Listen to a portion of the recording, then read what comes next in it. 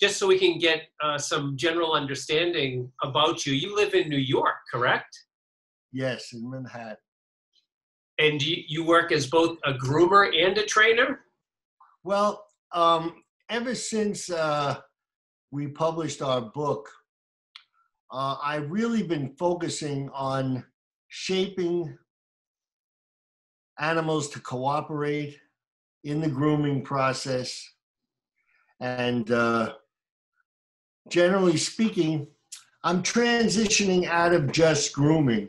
As I've gotten older, I'm better off working with people one-on-one or taking their animals with me for the day or two to shape them to do behaviors that they can't ordinarily do. You know, if it's the grooming process, they can come to me for an hour and we can practice the skill sets that are needed to cooperate in the grooming process. And it's very good to get started during puppy. Part of my puppy program is that not only do we train the 5 foundation skills, but handling is very important. And I kind of specialize in that. I always had animals. I did many different things, really. I was an actor. I used to like to sail tall ships. So I learned how to work with people. I worked for a guy that had a business called Voyages to Excellence, where we used to take management teams of Fortune 500 companies on a tall ship to learn the ropes. Learning the ropes is how to work together on a ship where there are a lot of dangers, and if things go wrong, your life can be in danger. So it's really building teamwork. So that, along with understanding about animals and reading Karen's book, Don't Shoot the Dog, made me realize that this is something that I really enjoyed doing. While simultaneously at that time, my cousin was working on an invention to bathe animals that delivered medications to the skin of these animals and debrided the skin. A lot of animals suffered dermatological problems which affected their behavior. I'm telling you all this because it's all funneling into what happened to me in the early 2000s, how I started to transition. I'm a certified master groom, but I saw the condition, what was happening in the grooming shops is we groomers had to handle animals. And by handling animals, well, we had to get the job done. So you had the animal, rather than teaching it to station, you had to hold it down to get it done. You had to be careful not to cut it because we worked on animals that were matted and knotted, and the groomers do something like dematting, where they shred the hair or they shred the queue of the hair to untangle it. It doesn't untangle. All it does is cause tremendous amount of stress to the animals. So all these things, plus seeing how soothing our invention was to these animals that needed it, made me realize that it's very important to understand that they have feelings and that they're sensitive. And when you start to put all these things together, you start to ask yourself, well, how can I do better at this? How can I make something work better to my advantage? So I started to take what I was reading in Karen's book and what I was learning about grooming, rather than having the animal held down by one of my bathers or somebody else in the shop. What I would do is I would stand the animal on the table and give it a treat. Then put it back on the table, give it a treat. You know, when I had to comb it out, I would let the animal, I would go slowly. People thought I was crazy. The places where I worked when I was would say, you got to get the job done.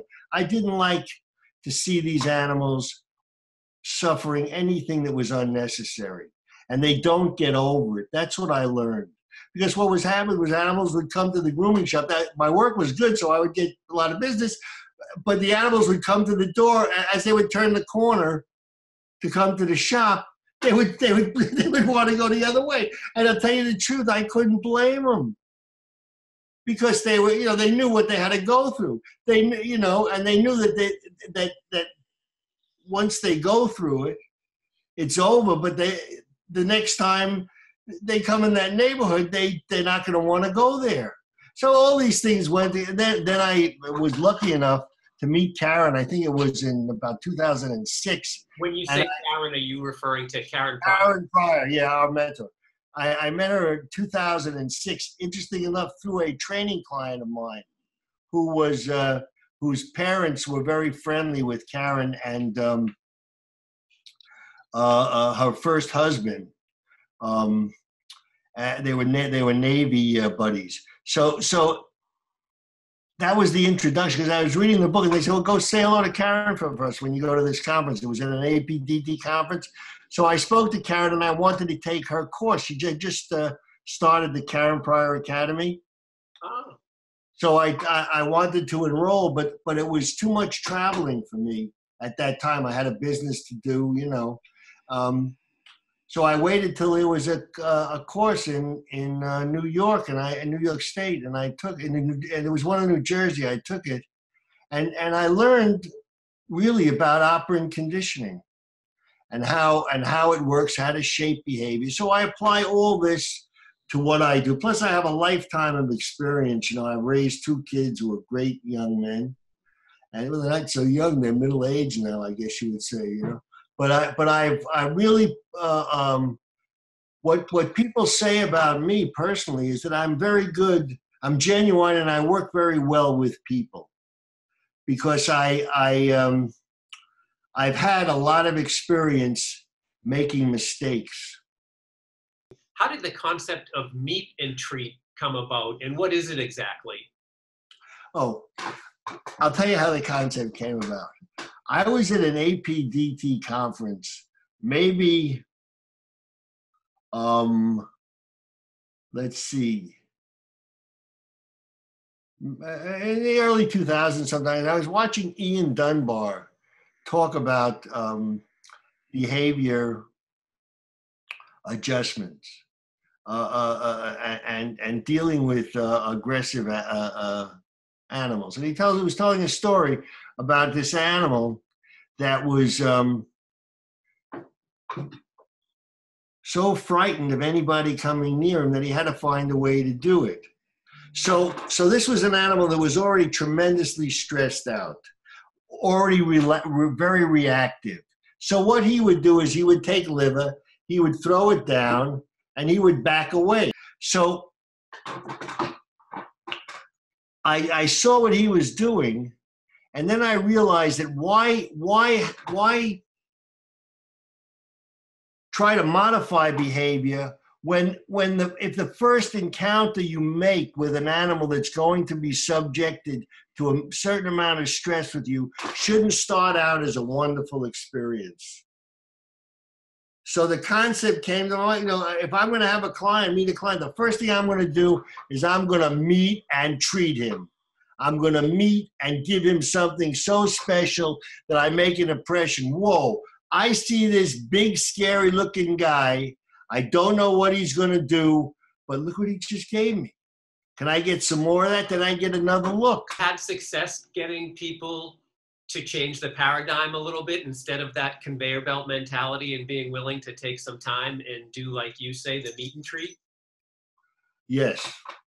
I would say that for people, now look, I'm old, okay? So I don't really care if they want me to handle the dog. I don't want to do that anymore.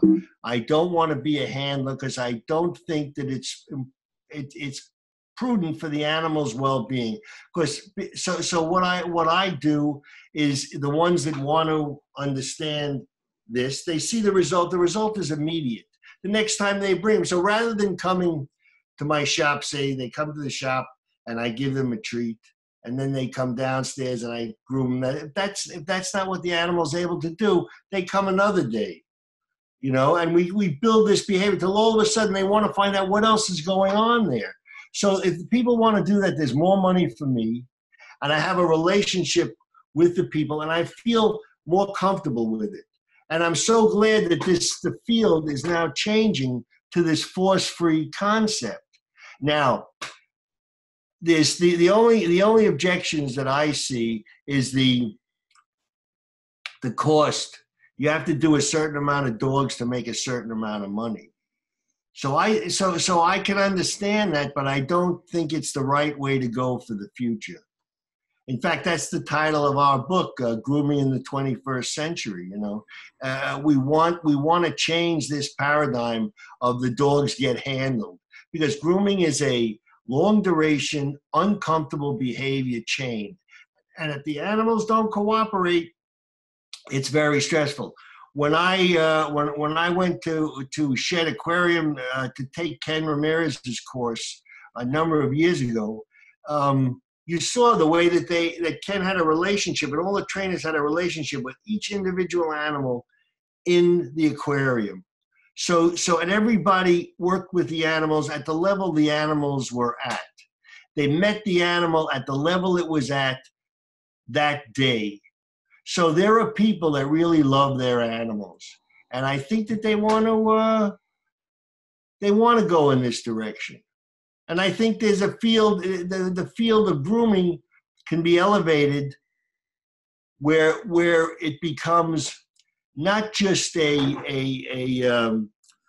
gas station where you get your tires changed and rotated and your oil fixed, and I think it becomes more personal, and I think there's more money in it. So my focus now is moving mostly towards training, puppy training, behavior modification, teaching dogs to be the dog that the individual person wants.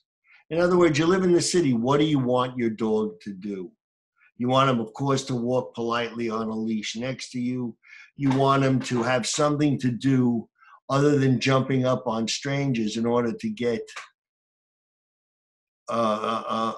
petted or acknowledged. You want them to settle down. You want to be able to go to a cafe outdoors and your dog will sit relaxed next to you. You want to be able to walk on the streets of Manhattan, go window shopping. You want to be able to have a dog that fits your lifestyle in an urban area. If you want a dog, for example, some people have dogs that they just don't want to take outside, or they live on a high floor and a walk up, and then the neighborhood is not that great. So they want to be able to take the dog, let the dog eliminate inside, and they want them to eliminate outside. So, I developed a way to do that. What I make is like a little concrete slab that represents the street. So when the dog develops its substrate tactile preference to eliminate, it seems to be errorless for me. If the dog has to go out on grass, we do the same. So these little adjustments I make, and I sort of individualize them to people.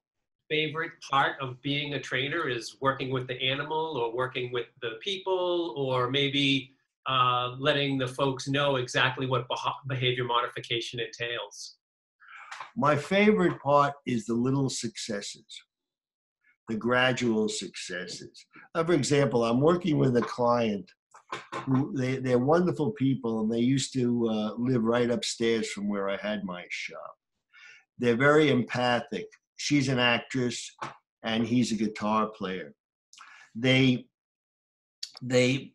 have a wonderful little dachshund mix, and they just adopted a little Yorkie mix. The Yorkie is a wonderful dog. It's got great focus. Take it out in the street, it goes nuts.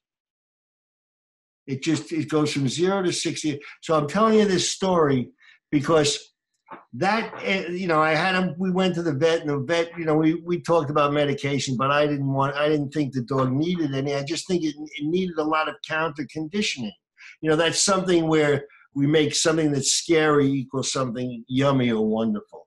So the first thing we do, you want to build on a point of saying, so I gave them exercise, because if this dog saw its face in a mirror, or if this dog sees a picture, so it just very reactive. So the other night I went for their lesson, and the first thing I saw, they opened the dog ran down the stairs to greet me.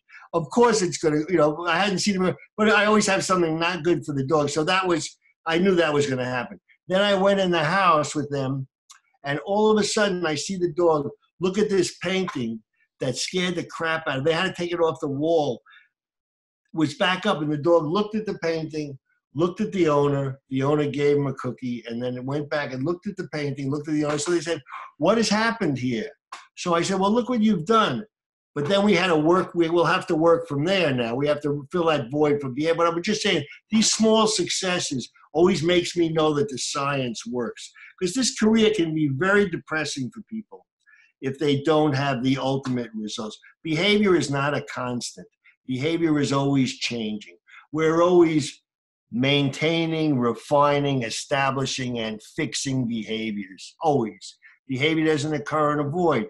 But if you get people in a mindset of ignoring the things that they don't like and reinforcing the things that they like consistently at a high rate, you really get results. And that's the pleasure of this for me. Separates a professional dog trainer like yourself and your colleagues from someone who maybe watched a video on how to train dogs and then decides to hang out a shingle and calling themselves a dog trainer? I would say a certification by one's peers. I would also say years of experience, very ethical thinking. In other words, don't go further than is acceptable to the animal and understandable by the human, because there are two ends of the leash. And you have to bring those two things together so that the people can work as a team. And I enjoy particularly working with families. I do a lot of work with families where there's the father that says he will let them have the dog if they take care of it, and it winds up being the father's dog. And then there's the mother that wants the kids to be happy. You know, I find that training the kids to be clicker savvy, to reinforce the things that they like, and to ignore the things they don't, they start to teach the parents. Because the parents see this development. And I see the bond developing between the kids and the animal. And I just think it's, that's what really, what the joy is for me. Plus making all the dog friends. That's a plus. But I have made a lot of friends in this, in being a trainer, because you become more than just a coach, more than just, I don't know, it's not the relationship between you develop a certain honesty and rapport with people, so if you're honest with them, you can get a lot back, and you can then mold them in the direction of their goal, I think. In your development as a trainer, have you had any mentors who have helped point you in the right direction as you move along in your professional growth? Yes, I would say quite a few. Karen Pryor would be one. My instructor, Steve Benjamin, would be another. Steve Benjamin was an FBI profiler for 25 years, and he was it's interesting. People think that the FBI, the FBI was like, you go under the lamp and they give you the 30. That's not what they do. That whole unit is, hey, can I get you a cup of coffee? Are you comfortable? He would tell me the story. I'll never forget that he has people that were locked up for years. They still send him Christmas cards and thank him because he was the only person that was ever nice to them. One last question for you, a little bit further along from mentors. How about any books that help shape your training methodologies? Yeah. Don't Shoot the Dog, Reaching the Animal Mind, Animal Training by Ken Ramirez. Is a very wonderful book by Dr. Susan Schneider called The Science of Consequences. Once we all learn that all behavior is consequence driven, we understand how to change behavior. I also liked The Culture Clash by Gene Donaldson. I also liked On My Mind by Karen Pryor, Reaching the Animal Mind by Karen Pryor, Lads Before the Wind by Karen Pryor. What I'm glad is that I'm still around to see this change happening in the industry, this force-free movement. It's so important. But and I think that it's a conversation that needs to be had. I think it's very important.